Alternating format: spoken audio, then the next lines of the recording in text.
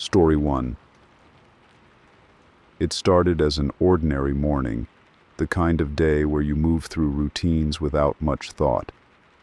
I walked into my favorite cafe, craving my usual dose of caffeine to kickstart the day. The familiar smell of freshly brewed coffee wafted through the air, mingling with the soft hum of conversation and the rhythmic clinking of cups. It felt comforting, grounding, a bubble of normalcy in an otherwise unpredictable world. I approached the counter, greeted the barista with a friendly nod, and placed my order. This place had been my morning sanctuary for years, to the point where my usual drink was second nature to them. I barely had to ask anymore. But today was different. The barista, a young woman with a warm smile, tilted her head slightly as she looked at me. There was something odd in her expression, a mix of curiosity and recognition. It made me pause, but I brushed it off, assuming it was just my imagination. "Name?" she asked, holding her marker poised over the cup. "Chris," I replied. She didn't move. Instead, her eyes narrowed, and her smile grew faint, almost pitying. "No," she said softly. "That's not your name." Her words hit me like a splash of cold water. I blinked at her, momentarily stunned. "Excuse me?" I asked, my voice edged with confusion. She didn't falter, didn't flinch. Her gaze held mine steadily, and there was an unsettling certainty in her tone when she said, "Your name is Daniel." I laughed nervously, trying to diffuse the growing tension. "No, it's not," I said firmly. "It's Chris. You must be thinking of someone else." But she shook her head, a slow, deliberate motion, as if correcting a stubborn child. "You've always been Daniel," she replied, her voice gentle yet unyielding. A chill crept down my spine. This wasn't a mistake. She truly believed what she was saying. I glanced around, hoping to catch someone's eye, someone who might jump in and turn this into a laughable misunderstanding. But the other customers didn't seem to notice. They sipped their drinks, scrolled through their phones, and chatted as though nothing strange was happening. My chest tightened as I looked back at the barista. "Look," I said, my voice trembling slightly despite my best efforts to stay calm. "I don't know what kind of joke this is, but my name is Chris. It's always been Chris." She smiled then, a small, knowing curve of her lips that sent a shiver through me. "You can call yourself whatever you want," she said, her tone almost dismissive. "But I know who you really are." Before I could respond, she turned away and started preparing my drink. I stood there, frozen, my mind racing. Was this some kind of prank? A case of mistaken identity? Or something else? When she handed me the cup a minute later, my stomach dropped. Scrawled across the side in bold black letters was the name Daniel. My hands trembled as I took the cup. The weight of it felt wrong, heavier than it should have been. "Enjoy your coffee, Daniel," she said cheerfully, her tone so casual it made the entire interaction feel even more surreal.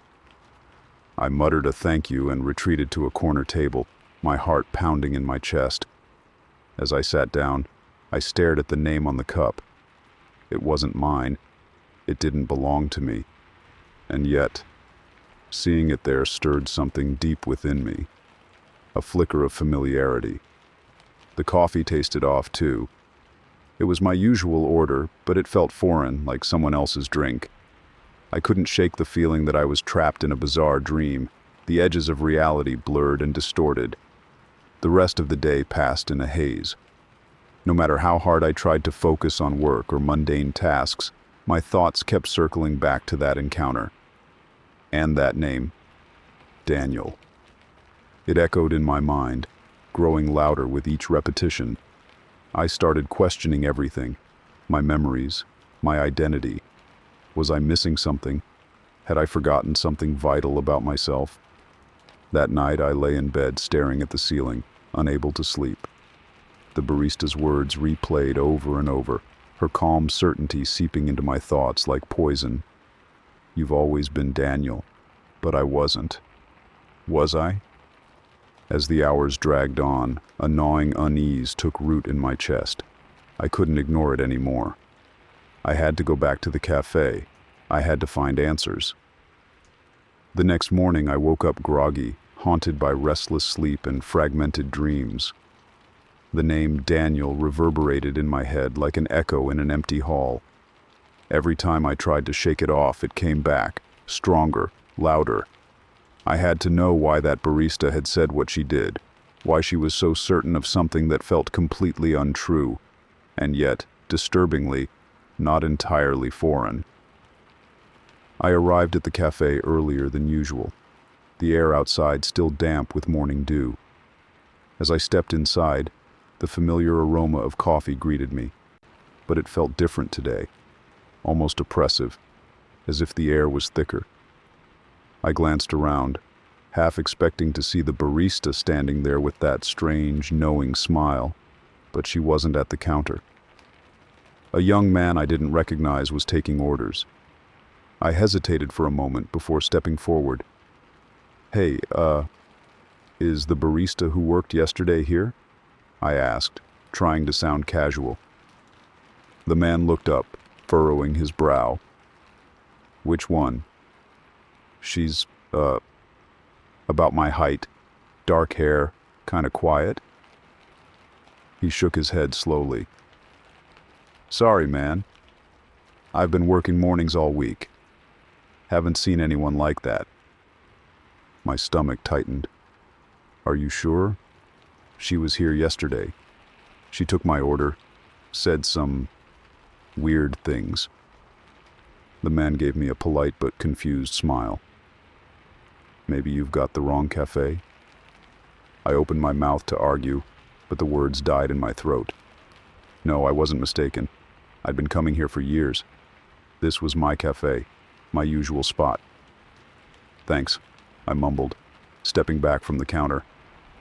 I took a seat by the window, trying to calm the storm in my head.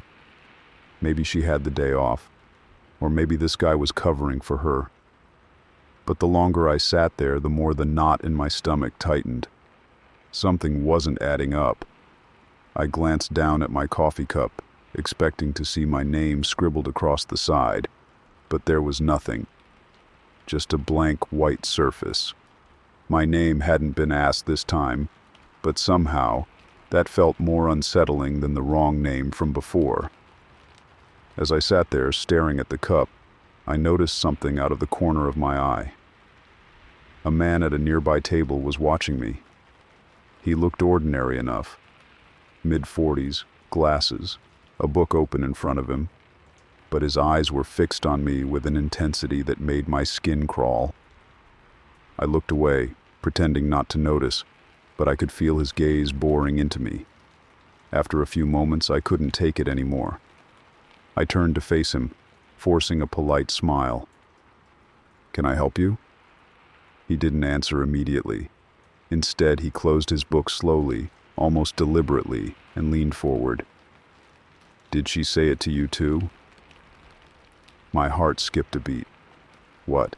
I asked, my voice barely above a whisper. He glanced around the cafe, as if checking to see if anyone was listening. Then he lowered his voice. "The barista. Did she call you Daniel?" The air felt like it had been sucked out of the room. I nodded slowly, my throat dry. "How do you know that?" He let out a humorless chuckle. "Because it happened to me. 2 weeks ago." I stared at him, my mind racing. What did she say to you?" "The same thing she said to you, I'm guessing," he replied, his voice tinged with bitterness. "That's not your name. She called me Daniel too, insisted it was my real name." A chill ran down my spine. "But why? Who is she?" He shook his head. "I don't know. She was gone the next day, just like she is now." I tried asking around, but no one knew who I was talking about. It's like she doesn't exist. But the name, it's stuck with me. I can't stop thinking about it. I leaned in closer, my voice urgent. Do you feel like it's familiar? Like it's not your name, but somehow it is? His eyes met mine, and for the first time I saw the fear behind his calm exterior. Yeah, he whispered. It's been driving me crazy. I don't know why, but I can't shake the feeling that she knows something about me that I don't. Like there's a part of me I've forgotten, or maybe something I'm not supposed to remember. His words struck a chord deep within me. I'd been feeling the same thing, that gnawing doubt about my own identity. Who was I? Who was Daniel? Before I could ask more, the man stood abruptly, grabbing his book and coat. I shouldn't have said anything, he muttered, almost to himself. It's better if you just forget it. Don't go looking for answers. Wait, I called after him, but he was already heading for the door. I watched helplessly as he disappeared into the street, leaving me alone with more questions than ever. I sat there for a long time, my coffee growing cold in front of me. The cafe felt different now, less like a refuge and more like a trap. The walls seemed to close in, the hum of conversation turning into a dull roar in my ears. As I finally stood to leave, I caught sight of my reflection in the window. For a moment, I didn't recognize the face staring back at me. It was mine, but at the same time, it wasn't. And then, just for a fleeting second, I thought I saw the name Daniel written across the glass. I stepped away from the window, my pulse racing. My breath came in short, shallow bursts as I tried to convince myself I hadn't just seen what I thought I had. It wasn't there. It couldn't have been. It was just a trick of the light. Or maybe the exhaustion was finally getting to me. But deep down, I knew that wasn't the truth. The rest of the day passed in a blur. I couldn't focus on work, couldn't shake the feeling that something had shifted. Like a loose thread in the fabric of my life had suddenly unraveled. I kept replaying the barista's words, the man in the cafe, the name Daniel etched across the glass like a ghostly whisper. That night, I sat alone in my apartment, staring at the coffee cup from the day before. I hadn't been able to bring myself to throw it away. It felt like an anchor, a piece of a puzzle I couldn't yet see. The name, bold and black, stared back at me, and the longer I looked at it, the more uneasy I felt. Why did it feel so familiar? I reached for my laptop, hoping to distract myself, but instead, I found myself typing the name into a search engine. Daniel. It was such a common name. Thousands of results popped up instantly. None of them meant anything to me. I added my last name next, hesitating for a moment before hitting enter. The first result made my blood run cold. It was an obituary. I stared at the screen, my hands trembling as I clicked the link. The page loaded slowly, as if mocking my growing panic.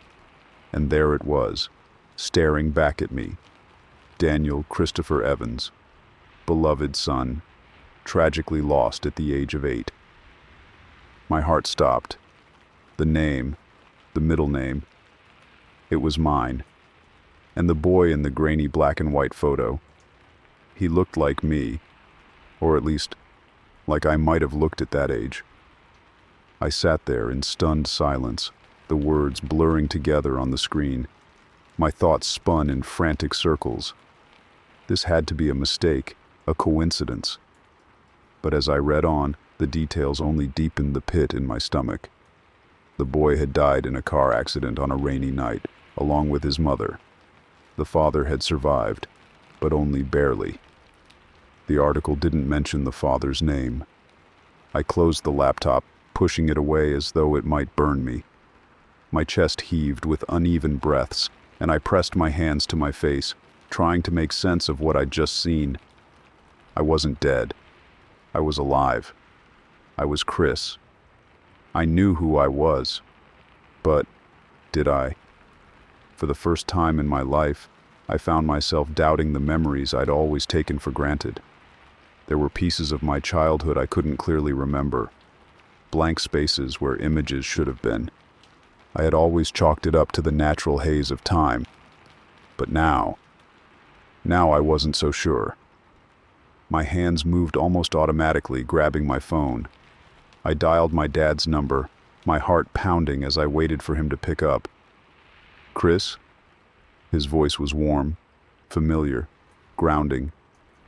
"Hey, Dad," I said, struggling to keep my voice steady. "Can I ask you something?" "Of course, son. What's on your mind?" I hesitated, my mouth suddenly dry. When I was a kid, did anything ever happen? Anything unusual? There was a pause on the other end of the line, a long, heavy pause. "Why are you asking that?" His tone had changed, sharper, wary. I've been thinking about some things. I can't remember a lot from when I was little, and I was wondering if... "Chris," he interrupted, his voice firm. "You don't need to go digging into the past. It's better to leave some things alone." His words hit me like a slap. "What's that supposed to mean?" I demanded, my voice rising. "It means," he said slowly, carefully, "that the past doesn't matter. What matters is who you are now." "Who I am now," I echoed, my grip tightening on the phone. "Dad, what are you not telling me?" There was another pause, and when he spoke again, his voice was softer, almost pleading. "Chris, please, just let it go. Trust me." But I couldn't. Not anymore. "I'm sorry, Dad," I said, my voice cold. "I can't." I hung up before he could respond, my hands shaking with a mixture of anger and fear. He knew something. I was sure of it. That night, the dreams came again. I was standing in the middle of a road, rain pouring down in sheets, headlights blinding me as a car hurtled toward me. I couldn't move, couldn't scream, and just as the car was about to hit me, I heard it. A voice, calm and familiar, whispering in my ear. "You've always been Daniel." I woke up drenched in sweat, my heart racing. The whispers didn't fade. They lingered in the darkness, wrapping around me like a cold embrace. I didn't sleep again. The next day I felt like a ghost moving through the motions of my life. My body carried me to work, to meetings, and through conversations. But my mind was somewhere else entirely, lost in fragments of memories that didn't feel like mine, haunted by the name Daniel that refused to leave me. Everywhere I turned, I thought I saw it. In street signs, in store windows, on the license plates of passing cars. It wasn't just a name anymore. It was a presence, a shadow that loomed over me, whispering truths I wasn't ready to face. By the time I left work, I couldn't take it anymore. I needed answers, and I knew where I had to start. The obituary. Back home, I opened my laptop and pulled up the article again. The photo of the boy, of Daniel, stared back at me with haunting familiarity. The resemblance was too much to ignore. I scrolled to the bottom of the page, searching for something, anything, that might lead me to the truth. And then I found it. The accident had taken place in a small town about 2 hours away from where I lived. A town I'd never been to, or at least, not that I could remember. Before I could second-guess myself, I grabbed my car keys and left. The drive was long and silent, the hum of the engine the only sound in the darkened car. As I neared the town, a strange feeling washed over me, something between déjà vu and dread. The streets were quiet, lined with old brick buildings and faded signs that felt oddly familiar, as though I'd walked them in a dream. Following the directions from the obituary, I eventually found myself at the site of the accident. It was a quiet, unassuming stretch of road on the outskirts of town, bordered by dense trees that swayed in the evening breeze. I parked on the shoulder and got out, my footsteps crunching against the gravel as I approached the spot where the article said it had happened. There was nothing there now, no marker, no memorial, just the faint smell of damp earth and the soft rustling of leaves. But as I stood there, staring at the empty road, a strange sensation washed over me. It was as though the air had thickened, the world around me growing heavier, quieter. And then I saw it. In the distance, faint but unmistakable, the headlights of a car appeared. They grew brighter and brighter, cutting through the darkness as the vehicle hurtled toward me. I froze, my heart hammering in my chest. I couldn't move, couldn't breathe. The car sped closer, the sound of its engine roaring in my ears, and just as it seemed like it would hit me, I blinked, and it was gone. The road was empty again, silent and still. I stumbled backward, gasping for air. My hands trembled as I tried to steady myself, my mind reeling from what I'd just seen. And then I heard it. A voice, faint and distant, carried on the wind. "You've always been Daniel." I spun around, my eyes scanning the darkness, but there was no one there. The voice came again, closer this time. "You shouldn't have come back." I turned toward the trees, and that's when I saw her. The barista.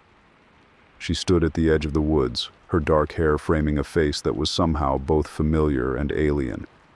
Her expression was calm, almost sorrowful, as she watched me. What do you want?" I stammered, taking a step back. "It's not about what I want," she said softly. "It's about what you need to remember." I shook my head, my pulse racing. "I don't understand. Who are you? What is this?" "You do understand," she said, her voice steady. "You've always understood.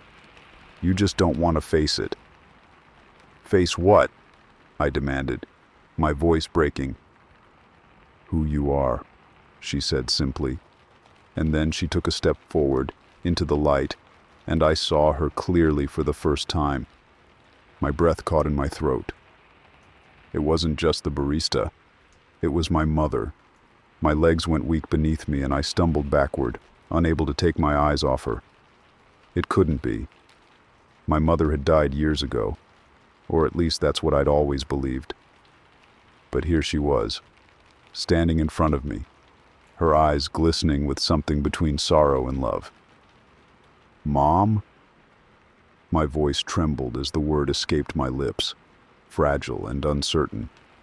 She nodded slowly, the faintest smile touching her lips. "Hello, Daniel." "No," I said, shaking my head violently. "No, that's not my name. My name is Chris. I'm not him." "You've always been him," she said, her voice soft but resolute. "Even when you forgot, even when you ran from it, you've always been Daniel. My Daniel." Tears burned at the corners of my eyes as the weight of her words sank in. Memories, fragmented, fleeting, began to surface, like pieces of a shattered mirror slowly falling into place. A little boy playing in the rain. A warm laugh echoing through a sunlit kitchen. The gentle touch of a hand wiping away tears. Her hand. I clutched my head, the memories overwhelming me, colliding with the life I thought I knew. No, This doesn't make sense, I whispered, my voice breaking. I remember my life. I remember who I am. I can't be... You've been living someone else's life, she said gently. A life you were never meant to have. It wasn't your fault, Daniel. None of it was your fault. What are you talking about? I cried. What happened to me? Why don't I remember? Her expression grew heavy with sadness, and for a moment, she looked away, as if what she was about to say hurt too much to admit. You died that night, she said finally, her voice trembling. You and I both did. But something wouldn't let you go. Something wouldn't let you move on. I stared at her, my breath catching in my throat. What do you mean? I'm alive. Not the way you think you are, she said, her voice barely a whisper. After the accident, your father couldn't bear the loss. He found a way to bring you back. But it wasn't natural, Daniel. It wasn't right. He gave you a new name, a new life, and buried the truth along with us. My father's words from the phone call echoed in my mind. You don't need to go digging into the past. The weight of the truth crushed down on me, suffocating and undeniable. Why now? I asked, my voice hoarse. Why tell me this now? Because the cracks are showing, she said, stepping closer. The life he gave you, it's unraveling. The memories you have aren't real. The world you know isn't real. And the longer you stay in it, the more it will destroy you. I backed away, shaking my head. No, no, no. I can't. I don't want this. I didn't ask for this. I know, she said softly. But you have to make a choice now, Daniel. You can stay in the illusion, cling to the life you think is yours. Or you can come with me. You can let go. Tears streamed down my face as I looked at her, my heart breaking into 1,000 pieces. What happens if I let go? Her eyes shimmered with emotion as she extended her hand to me. You'll finally find peace. We both will. I looked at her hand, trembling as I considered her words. The life I thought I knew felt like it was slipping away, unraveling like a frayed thread. But the thought of letting go, of leaving everything behind, terrified me. What about Dad? I asked, my voice small. If I go, what happens to him? A shadow passed over her face and she sighed deeply. He's already lost you once, Daniel. He won't understand, but he'll have to let you go too. It's the only way. I closed my eyes, my chest heaving as I struggled to make sense of it all. The memories, the whispers, the name I couldn't escape. It all pointed to one truth. I wasn't Chris. I was Daniel. When I opened my eyes, I looked at her, really looked at her, and saw the love and pain in her gaze. Slowly, hesitantly, I reached out and took her hand. The moment our hands touched, the world around me began to fade. The trees, the road, the stars above, it all dissolved into a soft, golden light. The weight I'd been carrying for so long lifted, replaced by a sense of calm I hadn't felt in years. As the light grew brighter, I heard her voice one last time, soft and full of love. Welcome home, Daniel. And then, there was nothing. Just peace. Story 2. It had been an ordinary day, the kind that left me craving the quiet comfort of home. After a long shift at work, I was more than ready to sink into my couch and let the stress melt away. The sky was streaked with pink and orange as I pulled into the driveway, the soft crunch of gravel under my tires a soothing sound after the chaos of the day. As I reached for my bag on the passenger seat, I froze, A set of keys, 3 of them, dangling from a simple black keychain, sat where my bag had been.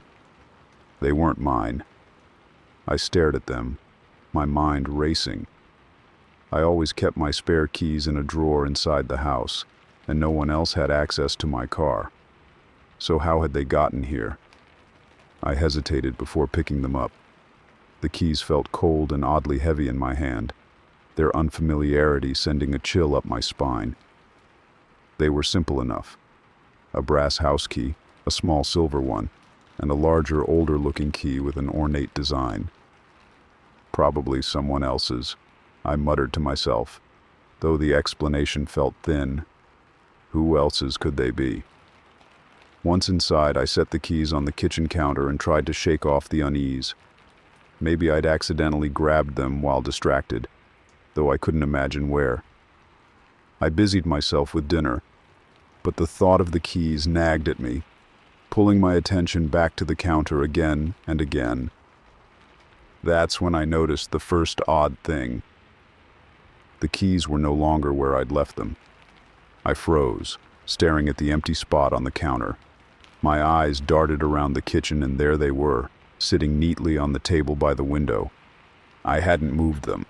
The strange occurrences only escalated from there. That night, I lay in bed, tossing and turning, my mind unable to let go of the keys. Somewhere past midnight, I heard it. A faint creaking, like a door opening on its own. My breath caught and I strained to listen, but the sound didn't come again. The next morning, I decided to investigate the keys more closely. Holding them under the light, I noticed something strange about the largest one, the ornate key. Its surface was engraved with tiny symbols, ones I couldn't quite decipher, but that seemed familiar in an unsettling way. I spent hours Googling, trying to find any clue about the key or where it might belong, but nothing turned up. Frustrated, I left the keys in the drawer near the fridge and resolved to forget about them, but they wouldn't let me. The turning point came 2 nights later.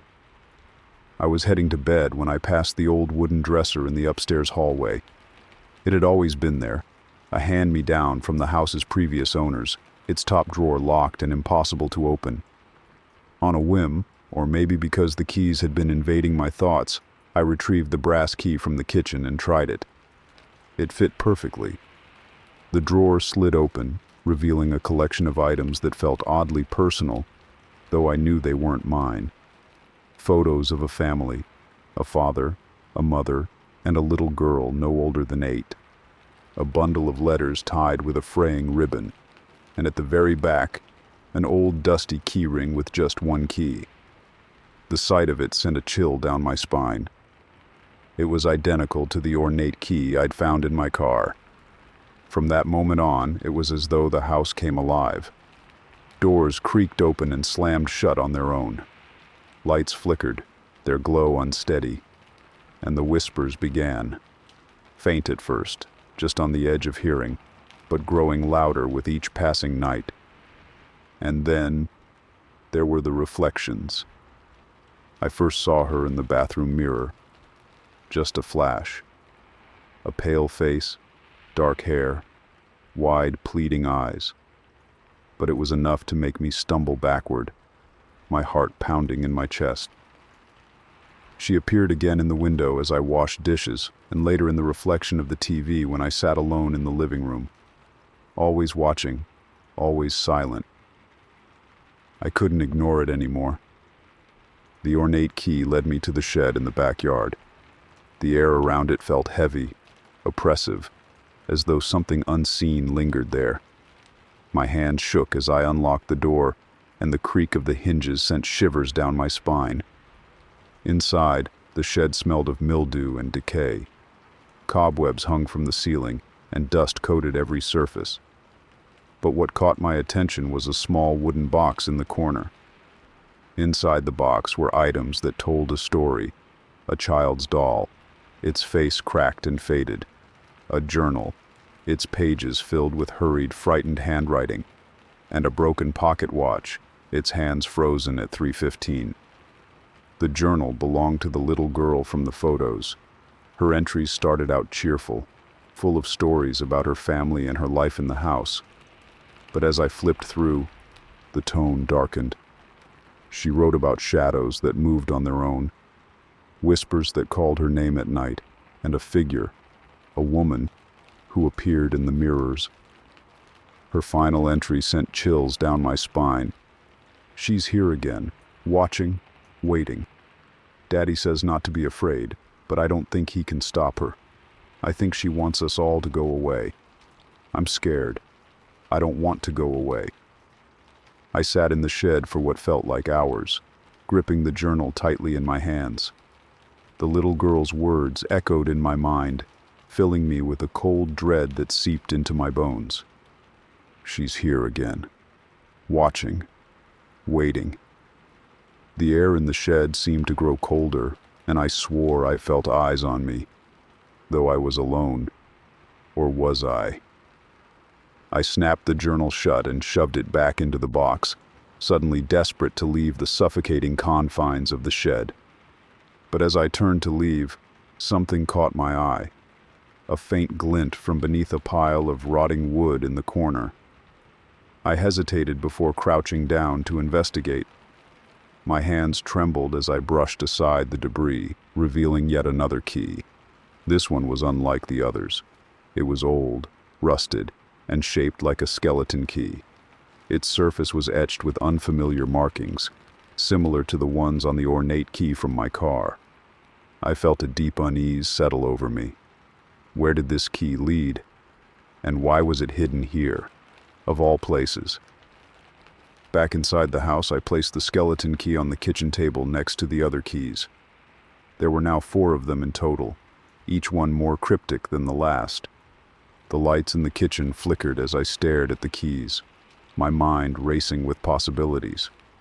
I thought about the locked drawer, the shed, the family from the photos, and the woman in the mirrors. It all felt connected, but the pieces didn't quite fit together yet. I needed answers. That night, I barely slept.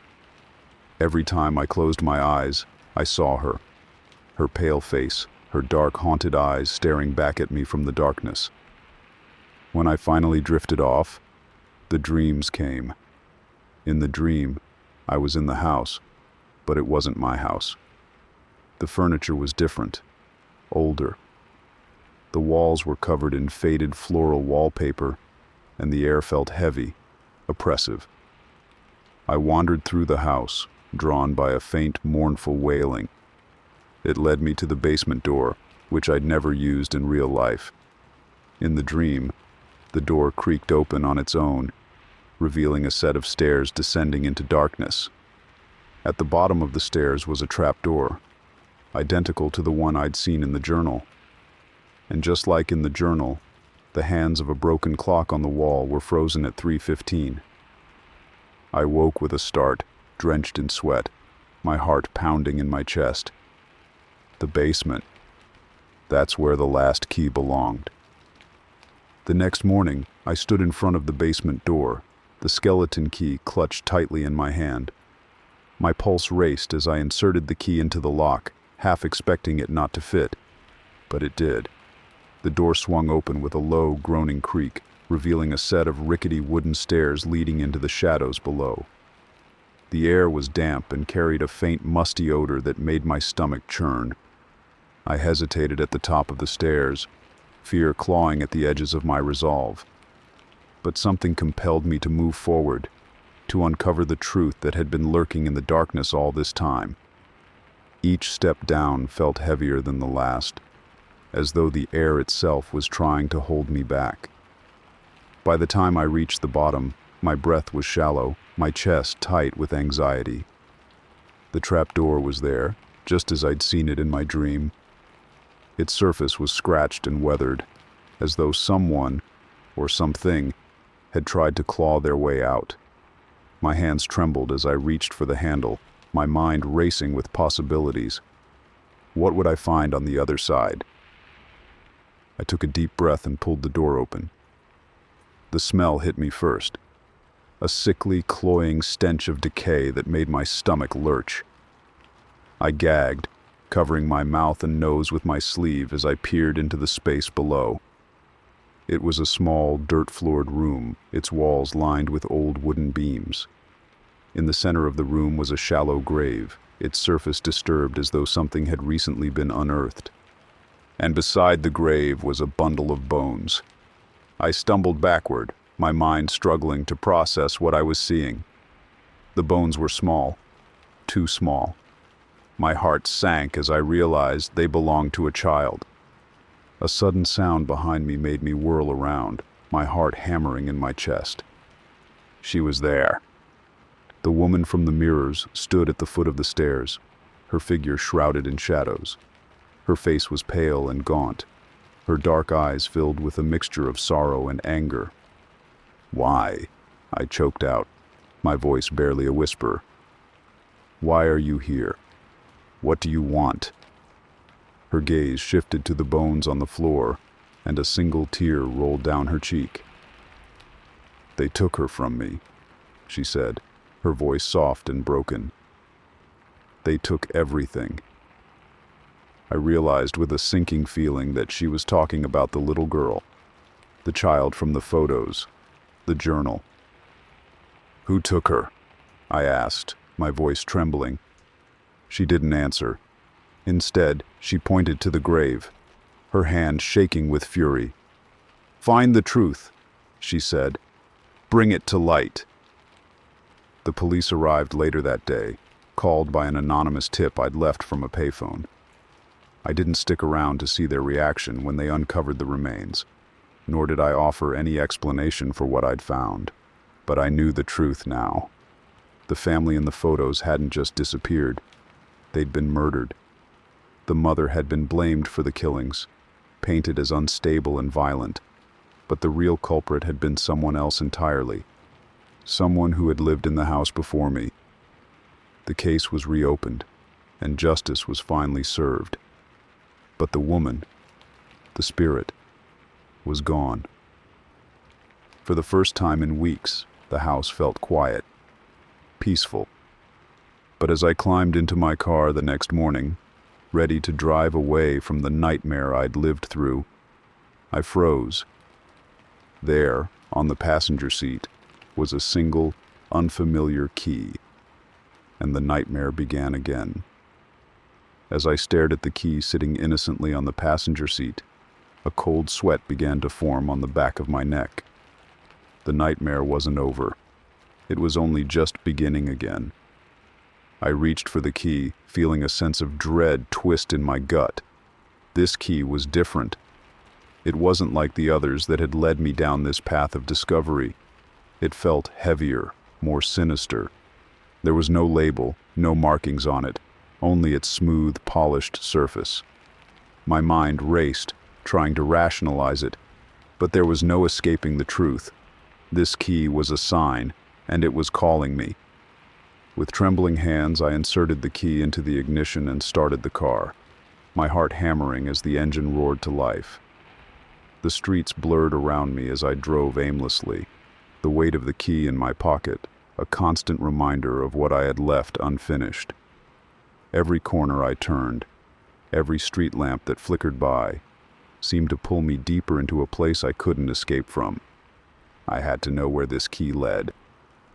Hours passed before I realized I had driven to the outskirts of town. The familiar streets were now distant memories, replaced by barren fields and darkened woods. There, in the distance, stood an old house, an abandoned mansion that I had never seen before, though it felt strangely familiar. The key in my pocket seemed to hum with a quiet urgency, as though urging me to approach. I parked the car at the edge of the property and stepped out into the night air. The temperature had dropped sharply, and the wind whispered through the trees, carrying with it an eerie sense of foreboding. As I walked toward the mansion, the hairs on the back of my neck stood on end, my every step weighted by the oppressive silence that surrounded me. The house loomed ahead, its broken windows like hollow eyes staring into the darkness. The gate was open, as if inviting me in, and the key seemed to pulse in my hand. I wasn't sure why. but I knew I had to go inside. There was something waiting for me, something I had to find. Inside, the air was thick with dust, the smell of mildew and decay hanging heavy in the atmosphere. The mansion was vast, its grandeur long forgotten, with shattered chandeliers and peeling wallpaper lining the walls. I walked cautiously through the main hall, the sound of my footsteps echoing in the emptiness.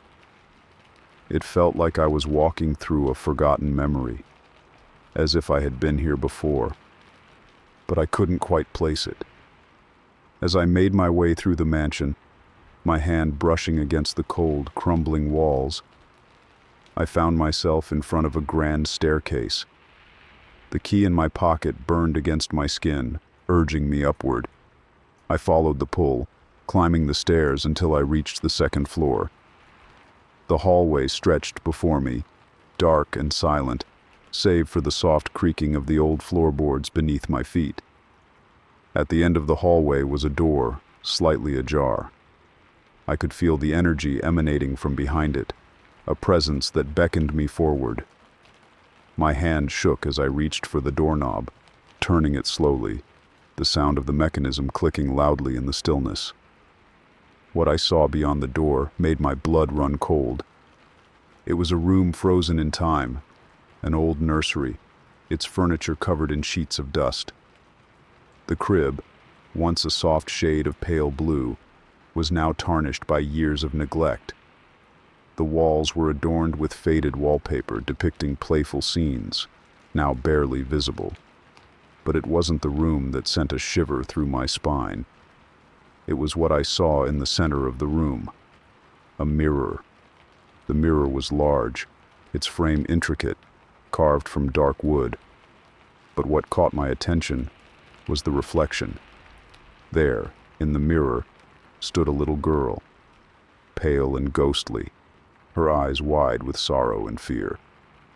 She looked directly at me, her mouth forming words that I couldn't hear, but I knew what she was trying to say. "You shouldn't have come." My heart pounded in my chest as I stepped back, my pulse racing. I wanted to run, to escape, but my feet felt rooted to the floor. The key in my pocket was now burning against my skin, as if urging me to take one more step. With a tremor in my hand, I reached for the mirror, feeling an inexplicable pull. As my fingers brushed against the cold surface, the room seemed to shift. The air grew thick and heavy, the silence pressing in on me. The reflection of the little girl smiled, but it was not a friendly smile. It was a grin twisted with malice and resentment. The key in my pocket fell from my hand and clattered to the floor. I watched in horror as it rolled toward the mirror, coming to a stop at its base. The mirror rippled, the surface warping like liquid, and the next thing I knew, I was pulled forward, tumbling into the glass. The world around me shifted, and I found myself no longer in the nursery, but in a dark, suffocating space. The walls were closing in on me, the air thick and damp, the sounds of distant whispers growing louder. Shadows danced in the corners, their forms shifting like smoke, and I could feel their eyes on me, watching. Then I heard her voice again, soft and chilling. "You've opened the door. Now, you must face the truth." I turned, my heart racing as I searched for the source of the voice. But the shadows only laughed, deep, mocking, and cruel. I could feel the weight of their gaze as they circled around me, pulling me deeper into their grasp. My breath came in shallow gasps, the air choking me. I was no longer just a witness. I was part of this nightmare. And I knew then, with sickening clarity, that there was no escape. When the police arrived, days later, they found the mansion abandoned, empty, save for the dust and decay. The only trace of me was the single key, lying in the center of the nursery room. No one ever spoke of it again. The years drifted by, and the house fell further into obscurity. hidden among the forgotten stories of the town. But the mansion's secrets never truly faded. Every so often, someone would walk by the overgrown path that led to the dilapidated gates. They would stop, shiver for reasons they couldn't quite explain, and then turn away, leaving the house behind them. Yet, there were whispers, the kind of rumors that always seemed to surface in the quiet corners of the town. Some said the mansion was cursed, others claimed it was simply the work of time, nature's slow erosion of the once grand estate. But I knew better. I had experienced the horrors that lingered in that house, and I knew that no one would ever truly leave it behind. It was late one evening when the key reappeared in my life. I was in my small apartment, flipping through old boxes that had been gathering dust in the corner of the room. It had been years since I had moved, years since I had left that nightmare behind, or so I thought. I was rummaging through a box filled with old keepsakes, letters, and mementos when something caught my eye. A small, polished object lay beneath a stack of old notebooks. A key, identical to the one that had once been so haunting. The exact same weight, the same eerie presence. I froze.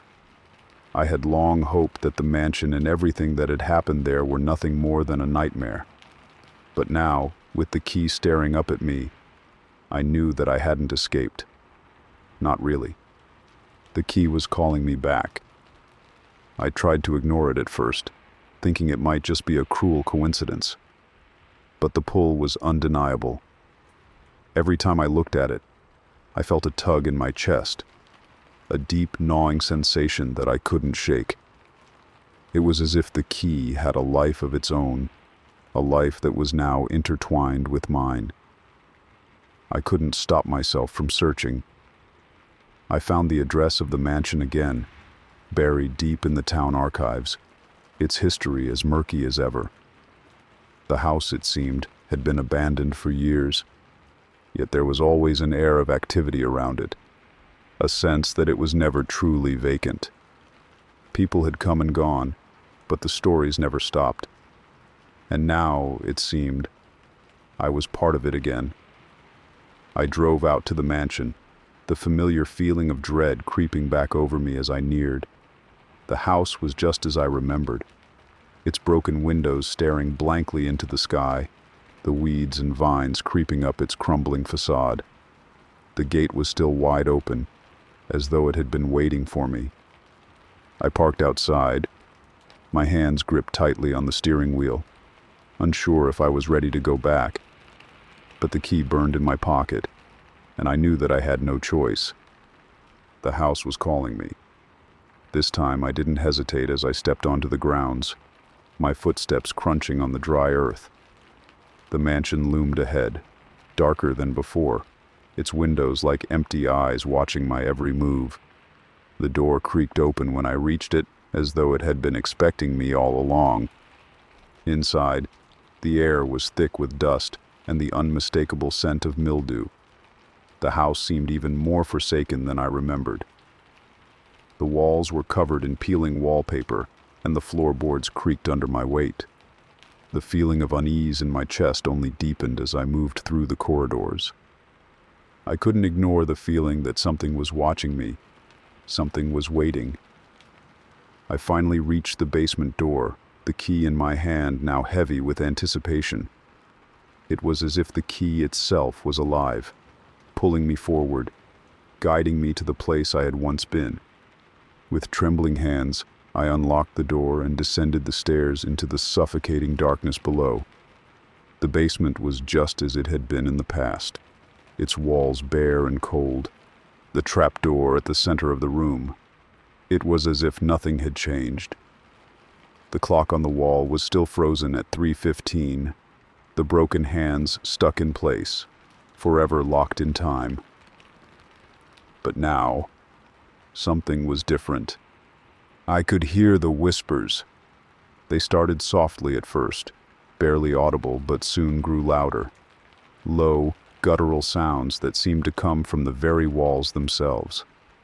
The darkness in the room deepened, and the shadows seemed to stretch and grow, reaching for me.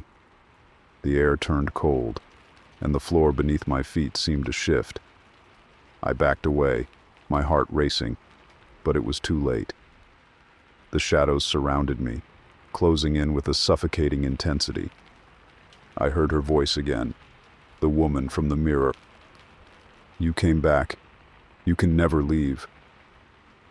I tried to run, but the shadows held me in place. My breath came in ragged gasps as the room seemed to warp around me, the walls bending and shifting like they were alive. The whispers grew louder, more frantic, and then silence. Everything went black. When I woke, I was no longer in the mansion. I was standing in the middle of the street, the sun rising on the horizon. My mind was a blur, the memories of what had happened slipping through my fingers like sand. I looked down at my hands, half expecting to find the key still there. But it was gone. The nightmare had ended, or so I thought. But as I walked home, the sense of unease never fully left me. I could feel the weight of something watching me, waiting for the right moment to come back. And I knew deep down that the mansion's story wasn't over. It had never been over. The key was still out there, waiting for someone else to find it, waiting for the cycle to begin again. I couldn't escape it. No one ever could. As the days passed, the world seemed to return to a semblance of normalcy. But something was different. The strange encounter with the mansion, the key, and the whispers. It all lingered in my mind like an itch I couldn't scratch. Every corner I turned, every moment of silence, I felt it, an invisible weight, pressing down on me. I kept telling myself it was over, that the nightmare had ended. After all, I hadn't seen the mansion since that night. But no matter how many times I tried to convince myself, a part of me knew the truth. The mansion hadn't let me go, and neither had the key. It was a few weeks later when I saw it again. A flyer pinned to a telephone pole near the park where I jogged every morning. The words, "Estate sale, everything must go," were printed in bold letters, accompanied by an address. It was the mansion. For a moment, I stood frozen, my heart skipping a beat. How could this be? After all these years, after everything that had happened, the mansion was being sold. I told myself it was just a coincidence, that maybe the new owners had no idea about the history of the place. But the unease in my chest gnawed at me, pulling me toward the address. I couldn't ignore it. When I arrived at the mansion, the front yard had been cleaned, the overgrown weeds trimmed back. The house, though still crumbling in some places, looked strangely welcoming. A large estate sale sign was hanging on the front door, and I could hear the bustle of people inside. I wasn't sure what I expected to find. Part of me thought I would step inside and see the same dark, decaying rooms from my memories. But when I crossed the threshold, I was taken aback. The interior had been restored, the walls freshly painted, and the floors polished to a gleaming shine. The once desolate mansion now looked like a home. I walked through the main hall, my footsteps unnaturally loud on the new floors. There were people chatting, laughing, haggling over furniture, but I barely noticed them. My eyes were drawn to a small table at the far side of the room, upon which sat a collection of old trinkets. Among them, something gleamed. The key. It was sitting there, as if waiting for me. I couldn't breathe. The same key, the one that had haunted my thoughts, that had led me through that nightmare. My hand shook as I reached for it, and for a moment, I thought I might pass out.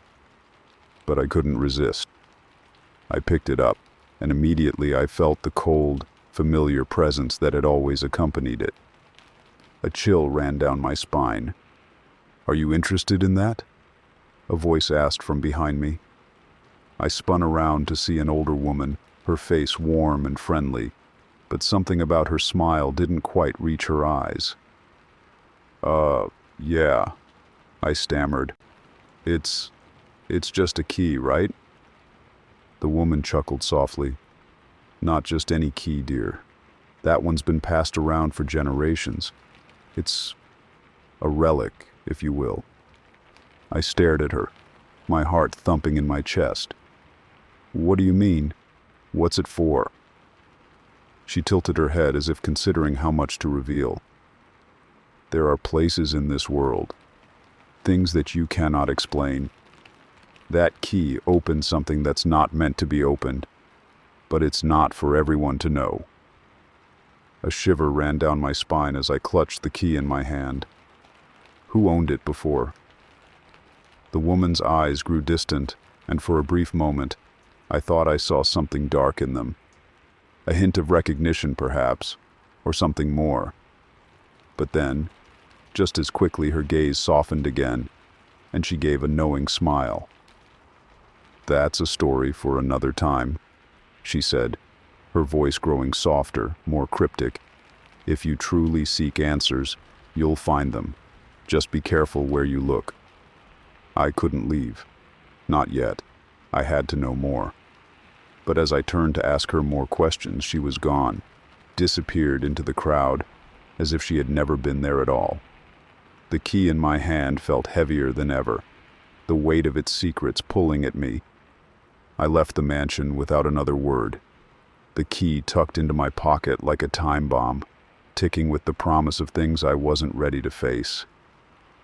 The mansion had called me back once again, and I couldn't escape it. Not now. Not ever. That night I sat alone in my apartment, the key resting on the table in front of me. The whispers returned, soft at first, like a distant murmur, but as I picked up the key, they grew louder. They were calling me again, urging me to find the truth. I closed my eyes, trying to block out the noise, but it was futile. The key was no longer just an object. It was a path, and no matter how much I resisted, I knew that sooner or later, I would have to follow it again. The following days felt like a blur, the world around me fading into the background as my mind became consumed by the mansion, the key, and the dark force that had always been lurking just beyond my reach. I couldn't escape it, no matter how hard I tried. And so, I found myself at the gates once more, staring up at the mansion that had haunted me for so long. The door was open, just as it had been before. But this time, I wasn't afraid. I couldn't be.